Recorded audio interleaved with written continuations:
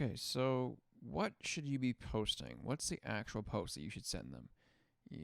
They're likely before I put this in the order of after payment, but usually they're going to say, what do you want to see on a post, and so you would ideally send them the post, and then they would go, okay, this is good, this would work. If you're sending them a product, then obviously it's going to be a little bit different. But if you're just saying, here's an image, I want you to post this, they can agree on the image beforehand because sometimes they're not going to want certain images on their account. Okay, so first of all, they know their audience best, especially if you're sending a product. Basically, I would just say do hands off. I wouldn't be too controlling of them. Build a good relationship with these influencers. I hear some horror stories of brands being like, I want this. No, I want it this way. I want it this way. Like, I think it's far more worthwhile. If your competitor ever comes along and says, hey, we want you to do this, don't ever work. If Walmart comes along and says, hey, don't ever work with Target again, they're like, oh, yeah, Target's been such a pain with me. Thank you. And then Walmart like pays so much money to like not do work with Target ever again. I mean, that could happen. Just keep a good relationship with influencers. They have a lot of power. So I would not request a bunch of revisions. I would not make it very specific on what you want. Just say, hey, look, I love your content. I love your vision. If they're a good influencer and have a big following, then they know what they're doing. So just let them do what they do. What you can also do is if they're not going to be designing the actual picture, if they're not in the picture, etc., if it's kind of a static picture, you can design it in a way that would work for their audience. Okay, and there's different examples of this, but let's see if we can find any here. For example, we're looking at a few here. This is what I mean. Like whoever is Amazon Fashion, I guess, is buying influencer marketing. Uh, I mean, Amazon already knows. I'm not going to give Amazon advice, but they would not be too controlling of where this influencer should be. Oh, we don't like that. This looks like a parking garage in the background. It looks like a cargo bay or something. Like don't complain too much. I mean, because I hear some awful stories. Now let's go down and find something that's more generic. This right here, right here. So this is a generic photo here. So first of all, where I'm at the sponsored tab. It's a great way to research like competitors or not even competitors, but what everybody else is doing.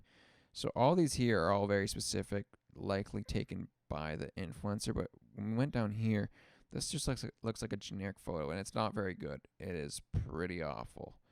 But it says it's sponsored in the hashtags. It might or might not be. Yeah, right there, Whole Foods. For if Whole Foods actually paid, I don't believe they did. I don't know what she's actually advertising, but Whole Foods, this just isn't very converting or appealing, or I don't even know what it is like until you actually read into it. Like this is awful. But let's take a look. It's hard to say it's awful without actually knowing what she offers here. So if Whole Foods is advertising, this is a great example. If Whole Foods wants to advertise, let's assume that they did buy, but I'm pretty sure they didn't. Assume that Whole Foods bought an ad with this girl or girl. They should be having a post made just like the way her posts are. Here. This is only one, so I wouldn't really copy that. These posts, you see the style here? I mean, it's quite clear the style that she uses. Although they looked entirely stolen because they're really high quality. Like they look appealing. Like this is making me hungry. You know what I mean? So, anyways, I would have a photo if I'm trying to advertise Whole Foods. I'd have her either make food or something like that, and then take a picture of it. Or using Whole Foods ingredients. Excuse me, but.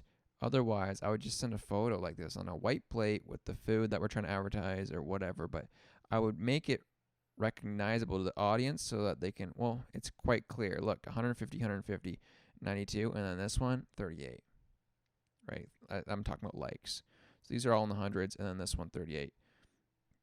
So, and this one's below 100 too because it's not like the content they're used to getting. As soon as you post something they're not used to getting, the content is low, even if it's not a promotion. Testing it's paid remote. See, that's the thing. I would just stick to, you want to make sure that it is cater every single ad to the audience and get creative. What does the audience expect? What do they want? Anyways, Marketing 101. I'm going to cut it here. This is one of the last few videos here. So if you're liking the course, please leave a review. I want to hear your feedback. If you think it's awful, just tell me. Just tell me. If you think it's great, of course, please do tell me so I have a reason to keep doing these. The course is free, so please, I want to hear from you guys. Anyways, talk to you soon.